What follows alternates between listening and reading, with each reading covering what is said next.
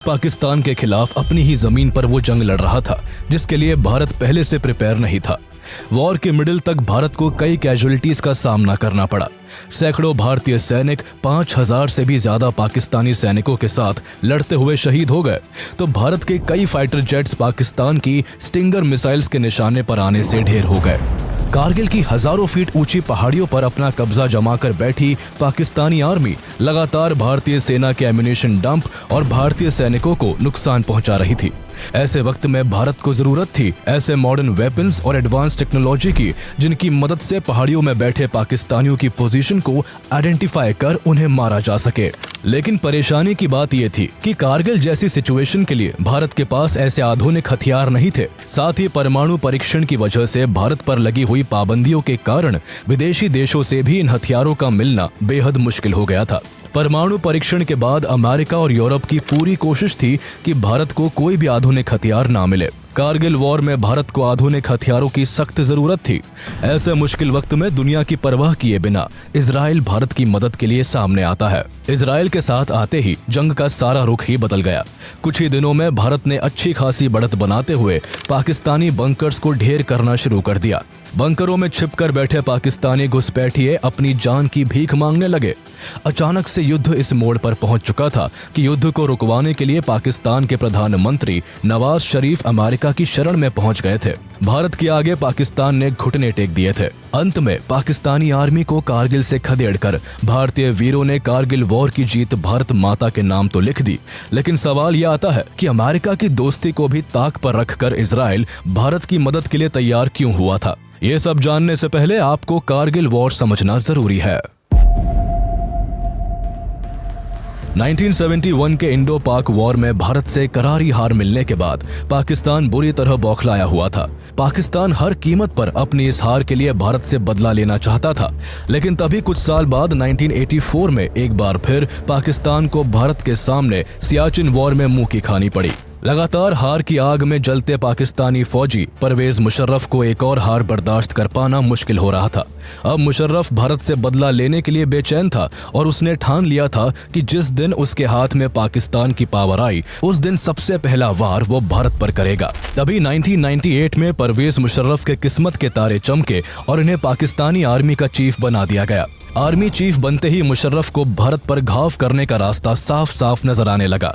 इसलिए अपने मंसूबों को पूरा करने के लिए मुशर्रफ ने भारत के खिलाफ ऑपरेशन बद्र को लॉन्च कर दिया। इस ऑपरेशन के तहत पाकिस्तानी आर्मी LOC को क्रॉस कर भारत की सीमा के अंदर दाखिल हो गई और कारगिल के पहाड़ी क्षेत्रों में घुसपैठ करना शुरू कर दिया। इस घुसपैठ के पीछे पाकिस्तान का मकसद कारगिल वैली से गुजरने वाले नेशनल हाईवे 1A पर कंट्रोल स्टैब्लिश कर कश्मीर और लद्दाख के बीच के कनेक्शन को कट ऑफ करना था। दरअसल NH1A जो अब NH1 का हिस्सा है, श्रीनगर और लद्दाख को तो जोड़ता ही है, साथ ही ये सियाचिन के लिए एक स्ट्रेटेजिक रूट भी है। पाकिस्तान का प्लान NH1A पर कब्जा कर भारत से लद्दाख को पार्शियली और सियाचिन को कंप्लीटली कट ऑफ करने का था।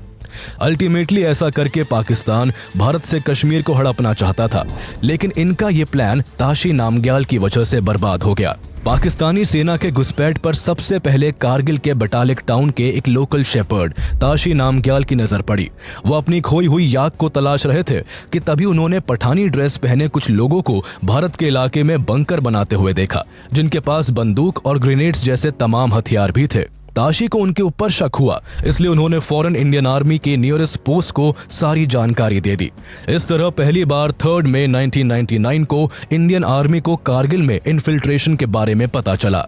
शुरुआत में इस इन्फिल्ट्रेशन को लेकर पाकिस्तान पर शक जताया गया, लेकिन 2 दिन बाद 5 मई को जब घुसपैठियों ने 5 भारतीय सैनिकों को बेरहमी से मार डाला और 9 मई को भारत के कई एम्यूनेशन डंप्स को तबाह कर दिया, तो इस बात में फिर कोई डाउट नहीं रहा कि इस इन्फिल्ट्रेशन के पीछे पाकिस्तान ही है। पाकिस्तान के सैनिक कारगिल रीजन के तोलोलिंग और टाइगर हिल जैसे कई की पॉइंट्स पर कब्जा कर भारत के अंदर कई किलोमीटर तक दाखिल हो चुके थे। हालांकि इस दौरान पाकिस्तान के prime minister Nawaz Sharif LOC crossing और घुसपैठ की घटनाओं को नकारते रहे। लेकिन भारत अब जान चुका था कि पाकिस्तानी सेना तोलोलिंग और टाइगर हिल के साथ साथ Mushko valley, Kaksar village, Batalik range और छोरबत वैली जैसी लोकेशंस को अपने कंट्रोल में लेकर इन्फिल्ट्रेशन को एक्सपैंड करती जा रही है। इसलिए पाकिस्तानी घुसपैठियों को खदेड़ने के लिए इंडियन आर्मी 10 मई 1999 को ऑपरेशन विजय को लॉन्च करती है। ऑपरेशन विजय को लॉन्च करते ही हजारों सैनिकों को कश्मीर के अलग अलग हिस्सों से कारगिल की तरफ मोबिलाइज किया जाता है। इन सभी सैनिकों को कारगिल में 10 से 16,000 फीट तक की ऊंची पहाड़ियों पर चढ़कर दुश्मन का सामना करना था। लेकिन परेशानी ये थी कि इतनी ऊंचाई पर पाकिस्तानी घुसपैठियों के बंकर्स होने के कारण वो इंडियन सोल्जर्स को इजीली लोकेट कर ओपन फायर कर सकते थे, जिस कारण दिन के वक्त चढ़ाई करना जान को जोखिम में डालने जैसा था। इसलिए दुश्मन की नजरों से बचकर पहाड़ियों पर चढ़ने के लिए रात का समय चुना गया। हालांकि रात में पहाड़ियों पर चढ़ना और भी मुश्किल काम था। रात के समय इन पहाड़ियों पर हड्डी जमा देने वाली ठंड पड़ती थी और ऑक्सीजन लेवल भी बेहद कम होता था, जिस कारण इतनी ऊंचाई पर सांस लेना भी काफी मुश्किल हो जाता था।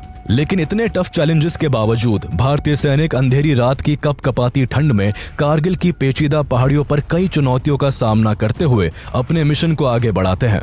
सैनिकों के जोश और जुनून का ही परिणाम था कि ऑपरेशन विजय के शुरू होने के कुछ दिन बाद ही इंडियन आर्मी 16 मई को द्रास मुश्को सेक्टर, 18 मई को पॉइंट 4295 एंड 4460 और 24 मई को मुश्को सब सेक्टर को वापस से अपने कंट्रोल में ले लेती है। लेकिन अभी यह सफलता के केवल कुछ अंश ही थे। पूरी सफलता पाने में आर्मी को भारी मुश्किलों से गुजरना पड़ रहा था। पाकिस्तानी घुसपैठियों के पास ऊंचाई थी, जिस वजह से वो भारतीय सैनिकों को सीधा टारगेट कर रहे थे, जिससे लगातार कैजुअलिटीज हो रही थी। ऐसी सिचुएशन में कारगिल की हजारों फीट ऊंची पहाड़ियों पर छिपकर बैठे घुसपैठियों से लड़ने और इस जंग को जीतने के लिए आर्मी को एयरफोर्स की जरूरत थी। हालांकि कारगिल वॉर के इस स्टेज तक एयरफोर्स का इस्तेमाल केवल लॉजिस्टिक्स और रेकी के लिए ही हो रहा था, लेकिन अब एयरफोर्स का फुल्ली इन्वॉल्व होना बहुत जरूरी हो गया था, जिस कारण 26 मई 1999 को एयरफोर्स इस जंग का हिस्सा बन ऑपरेशन सफेद सागर लॉन्च कर देती है। ऑपरेशन सफेद सागर के जरिए एयरफोर्स ने न सिर्फ आर्मी को कवर दिया, बल्कि उन सभी जरूरी सामानों को भी एयर ड्रॉप किया जिन्हें सोल्जर्स खुद पीक तक कैरी नहीं कर सकते थे। एयरफोर्स ने पाकिस्तानी घुसपैठियों को मार भगाने के लिए फाइटर जेट्स के जरिए कई पाकिस्तानी बंकरों को निशाना बनाना शुरू कर दिया। हालांकि एयरफोर्स के लिए कारगिल की ऊंची पहाड़ियों में एयर ऑपरेशन करना काफी मुश्किलों भरा काम होने वाला था। इन्हीं सब में प्रधानमंत्री अटल बिहारी वाजपेयी के सख्त आदेश थे कि किसी भी हाल में एयरफोर्स LOC को क्रॉस ना करे। ऐसे में LOC के अंदर रहते हुए हाई पीक्स पर बैठे हुए पाकिस्तानी घुसपैठियों की लोकेशन को ट्रैक करना और फिर उन पर हमला करना एयरफोर्स के लिए काफी चैलेंजिंग होने वाला था। इन सभी चैलेंजेस के बावजूद एयरफोर्स की ओर से 4 MI-17 हेलीकॉप्टर्स और MiG-21, MiG-23 और MiG-27 नाम के 3 फाइटर एयरक्राफ्ट्स को दुश्मन पर हमला करने के लिए तैनात कर दिया गया। एक और जहां MI-17 हेलीकॉप्टर से रॉकेट दागे जा रहे थे, तो वही 3 फाइटर जेट्स का स्क्वाड्रन भी दुश्मन पर बुरी तरह कहर बरसा रहा था, जिस कारण पाकिस्तानियों के कई ठिकाने चकनाचूर हो गए और कई पाकिस्तानी सैनिक मारे गए। सब कुछ प्लान के मुताबिक चल रहा था कि अचानक से 80 मिलीमीटर के रॉकेट्स को दागते हुए MiG-27 फाइटर जेट के इंजन में गड़बड़ी आ गई, जिसके चलते एयरक्राफ्ट की स्पीड तेजी से कम होने लगी। क्रैश होने के खतरे को भांपते हुए MiG-27 में सवार लेफ्टिनेंट कंभम नचिकेता ने पहले MiG-21 में बैठे स्क्वाड्रन लीडर अजय आहूजा को जानकारी दी और फिर विमान से इजेक्ट कर दिया। नचिकेता के बारे में इंफॉर्मेशन मिलते ही स्क्वाड्रन लीडर अजय आहूजा ने अपना विमान उस दिशा में मोड़ दिया जिस तरफ लेफ्टिनेंट नचिकेता का एयरक्राफ्ट फ्लाई कर रहा था। ऐसा करने से नचिकेता की लोकेशन का पता लगाकर उन्हें बचाया जा सकता था। हालांकि पहाड़ी इलाका होने की वजह से नचिकेता की एग्जैक्ट लोकेशन का पता लगाना आसान नहीं था, लेकिन फिर भी अजय आहूजा ने हार नहीं मानी और नचिकेता को ढूंढते हुए LOC के काफी नजदीक पहुंच गए। पर यहां पहुंचकर आहूजा को एहसास हुआ कि उनके विमान के पिछले हिस्से से कोई मिसाइल टकरा गई है।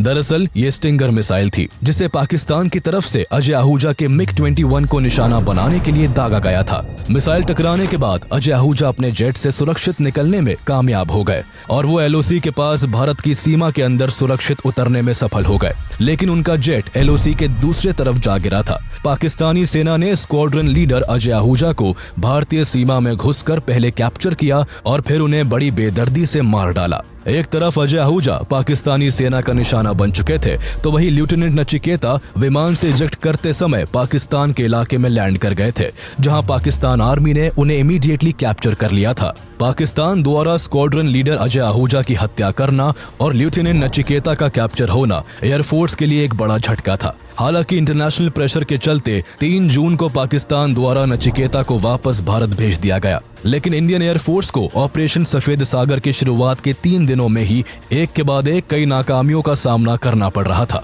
3 दिन के अंदर ही पाकिस्तान आर्मी ने स्टिंगर मिसाइल्स के जरिए भारत के कई फाइटर जेट्स और कई हेलीकॉप्टर्स को मार गिराया था। एक तरफ इंडियन आर्मी कारगिल की ऊंचाई जैसी मुश्किलों से जूझ रही थी, तो वही अब एयरफोर्स को भी काफी प्रॉब्लम्स का सामना करना पड़ रहा था। एयरफोर्स को एक तरफ ऊंचाई पर बैठे पाकिस्तानी घुसपैठियों के निशाने से बचते हुए उन पर हमला करना था, तो वही दूसरी ओर एयरफोर्स के सामने एलओसी को पार न करने का चैलेंज भी था, क्योंकि ऐसा करने का अंजाम पाकिस्तान की मिसाइल्स के निशाने पर आना था।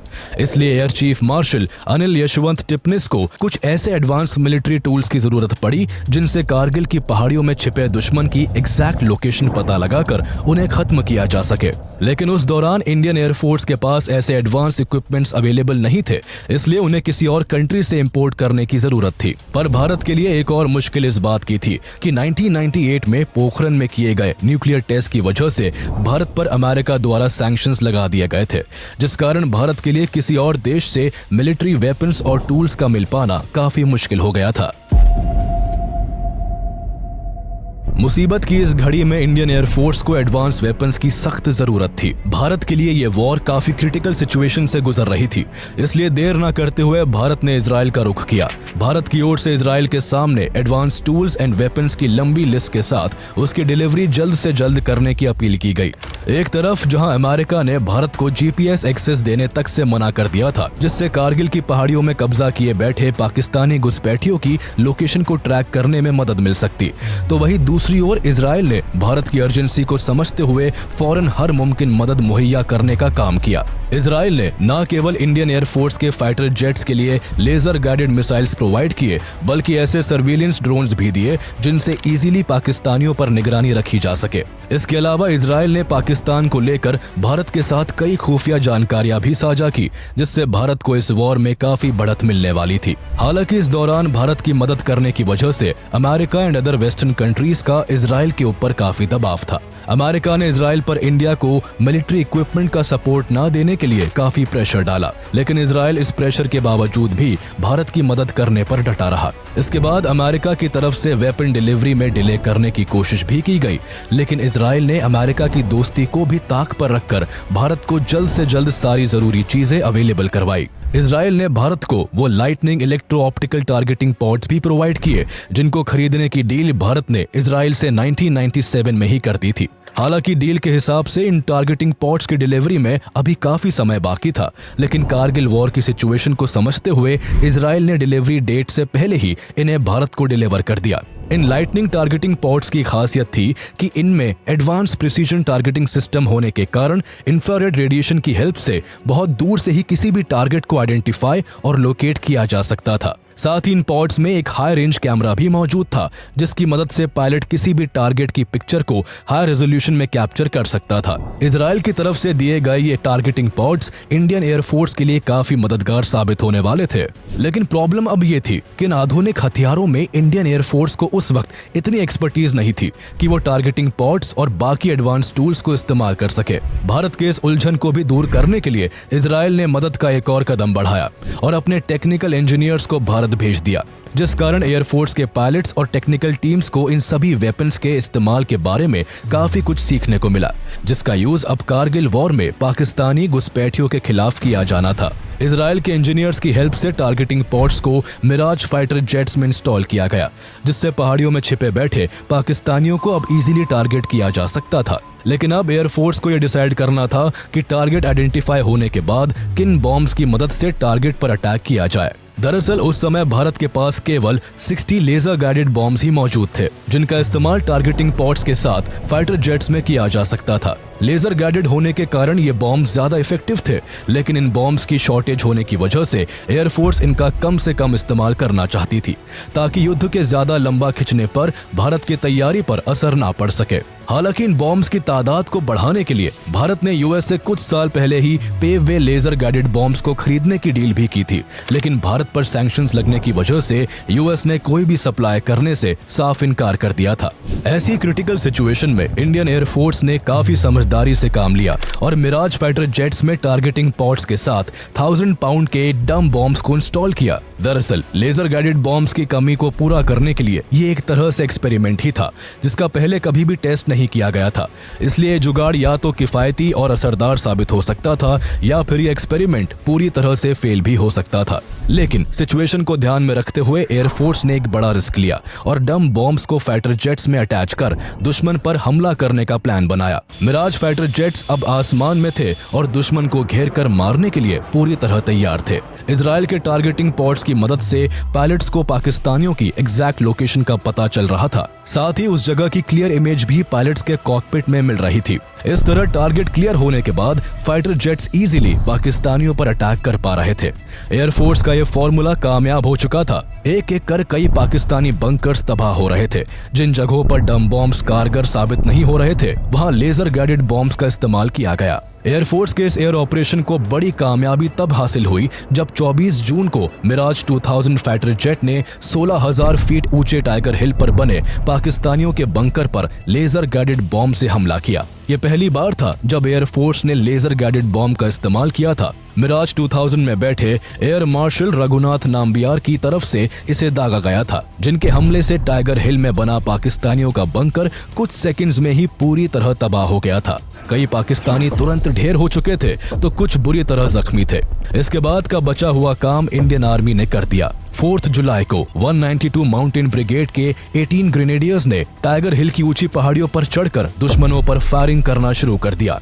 एयर अटैक से पहले ही बुरी तरह घायल हो चुके पाकिस्तानी सैनिक भारतीय सिपाहियों के आगे ज्यादा देर तक टिक नहीं पाए, जिस कारण एक एक कर टाइगर हिल पर सारे पाकिस्तानी मारे गए। 18 ग्रेनेडियर्स की यूनिट ने बहादुरी का परिचय देते हुए टाइगर हिल को वापस से जीत लिया था। इस दौरान सबसे वीरता का काम 19 साल के योगेंद्र सिंह यादव ने किया, जिन्होंने 15 गोलियां खाने और खून से लथपथ होने के बाद भी दुश्मन के छक्के छुड़ा दिए।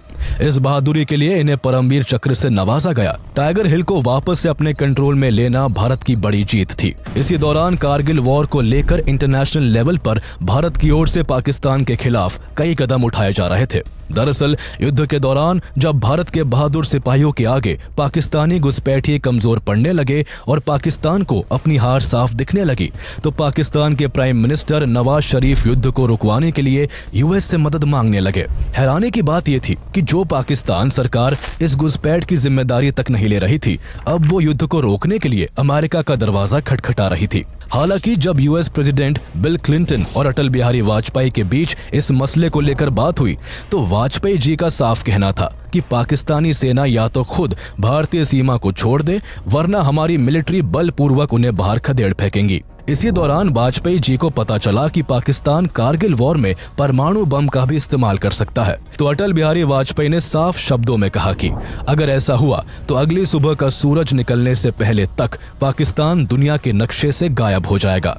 वाजपेयी जी के इस रुख से यूएस प्रेसिडेंट बिल क्लिंटन को साफ हो गया था कि भारत तब तक जंग खत्म नहीं करेगा जब तक कारगिल को वापस से जीत नहीं लेता। इसलिए जंग को जल्द से जल्द खत्म करने के लिए अमेरिका ने नवाज शरीफ पर जोर डाला कि वो पाकिस्तानी सेना को कारगिल से वापस बुलाए। अमेरिका का ये रवैया देखकर नवाज शरीफ के चेहरे की हवाइयां उड़ गई। पाकिस्तान के लिए कारगिल वॉर में ये दोहरी हार थी। एक तरफ वो ग्राउंड लेवल पर भारत से शिकस्त खा रहा था, तो वही अमेरिका और बाकी देश पाकिस्तान को बेवजह युद्ध शुरू करने के लिए फटकार रहे थे। जहां पाकिस्तान के प्रधानमंत्री इंटरनेशनल प्रेशर में थे, तो वही पाकिस्तानी सैनिकों पर इंडियन आर्मी और एयरफोर्स मौत बरसा रही थी। इजराइल के टारगेटिंग पॉड्स की मदद से एक एक कर सारे पाकिस्तानी ठिकानों को टारगेट किया जा रहा था। इंडियन एयरफोर्स अपने हमले से टाइगर हिल में बने पाकिस्तान के कमांड एंड कंट्रोल सेंटर को तो तबाह कर ही चुकी थी, साथ ही एयरफोर्स ने मुंथो धालों में पाकिस्तानी सेना का सप्लाई डंप भी ढेर कर दिया था।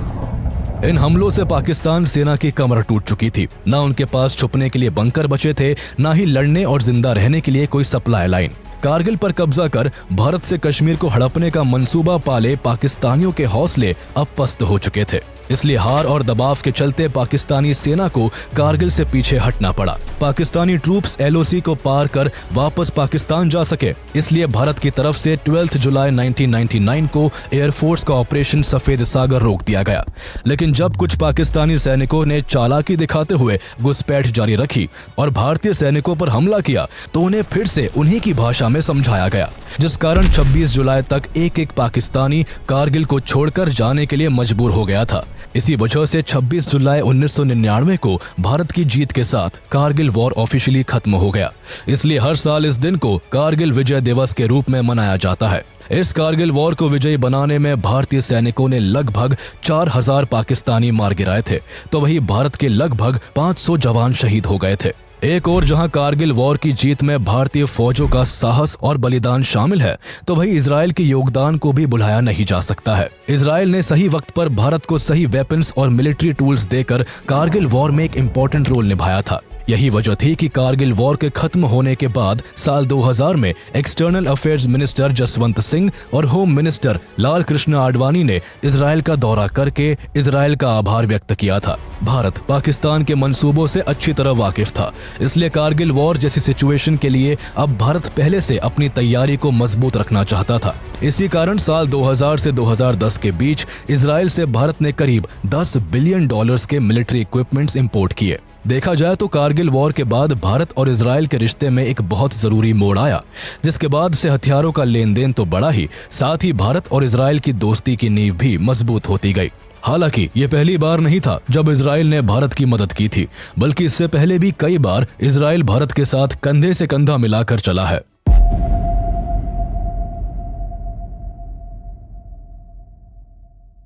1947 में प्रधानमंत्री जवाहरलाल नेहरू ने पैलेस्टाइन के डिवीजन के लिए इजराइल के खिलाफ वोट दिया था और इजराइल को स्वतंत्र राष्ट्र के तौर पर मान्यता देने से इनकार कर दिया था। जवाहरलाल नेहरू ने इसके लिए जियोपॉलिटिकल कंपल्शंस और नेशनल इंटरेस्ट का हवाला दिया था। हालांकि इजराइल के अस्तित्व में आने के 3 साल बाद ईरान और टर्की के बाद 1950 में भारत ने भी इजराइल को रिकॉग्नाइज कर लिया।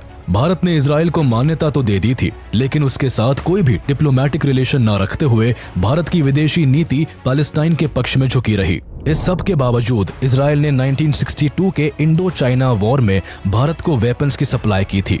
इसके अलावा इजराइल लगातार भारत की तरफ दोस्ती का हाथ बढ़ाता रहा, पहले 1962 में तो फिर 1971 में, जब बांग्लादेश को लेकर इंडिया और पाकिस्तान के बीच भयानक जंग छिड़ी हुई थी। उस दौरान भी इजराइल की प्राइम मिनिस्टर गोल्डा मेयर ने हथियारों की शॉर्टेज के बाद भी इंडिया को हथियार प्रोवाइड किए थे, लेकिन इजराइल के बार बार सपोर्ट करने पर भी इंडिया की तरफ से इजराइल के साथ डिप्लोमेटिक रिलेशंस डेवलप नहीं किए गए। 1992 में prime minister PV Narasimha Rao की गवर्नमेंट में फॉर्मली पहली बार इजराइल के साथ डिप्लोमेटिक रिलेशन स्टैब्लिश हो सके।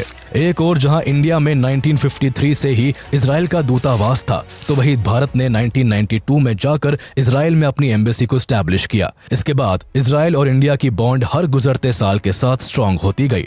कारगिल वॉर के बाद इजराइल और इंडिया दोस्त बनकर दुनिया के सामने उभरे। हालांकि सोचने वाली बात है कि भारत की तरफ से लगभग 40 साल तक कोई भी डिप्लोमेटिक रिलेशन न रखने के बावजूद इजराइल क्यों वन साइडेड रिलेशन निभाता रहा। साथ ही पाकिस्तान के खिलाफ 1971 की जंग हो या कारगिल वॉर, इजराइल क्यों भारत की मदद के लिए सबसे पहले आगे आया। इन सब के पीछे की वजहों पर अगर गौर करें तो सबसे मेन रीजन इजराइल के एग्जिस्टेंस से ही पाकिस्तान का इजराइल के खिलाफ रहना है। पाकिस्तान हमेशा इजराइल के खिलाफ बोलता रहा है और यहाँ तक कि 1948 की अरब इजरायली वॉर में पाकिस्तान ने इजराइल के अगेंस्ट पैलेस्टाइन को अग्रेसिवली सपोर्ट किया था। इसके अलावा 1967 के 6 डे वॉर और 1973 के यौम किपुर वॉर के दौरान पाकिस्तान एयरफोर्स ने अपने फाइटर पायलट्स के एक समूह को इजराइल के खिलाफ लड़ने के लिए भेजा, जिससे पैलेस्टाइन की काफी मदद हुई। पाकिस्तान ने इस तरह कई बार इजराइल को दुश्मनी का न्योता दिया है। इसके अलावा पाकिस्तान ने इजराइल को ना तो कभी एक देश के रूप में मान्यता दी और ना ही इजराइल के साथ कभी कोई डिप्लोमेटिक रिलेशन डेवलप किया। इजराइल और पाकिस्तान के बीच के खराब रिश्ते, साथ ही बंटवारे के बाद से पाकिस्तान और भारत के बीच लगातार जंग और तनाव की सिचुएशन इजराइल को भारत के नजदीक लाती रही है। और जैसा कि कहा जाता है, दुश्मन का दुश्मन दोस्त होता है, उसी तरह पाकिस्तान के खिलाफ इजराइल हर बार भारत के साथ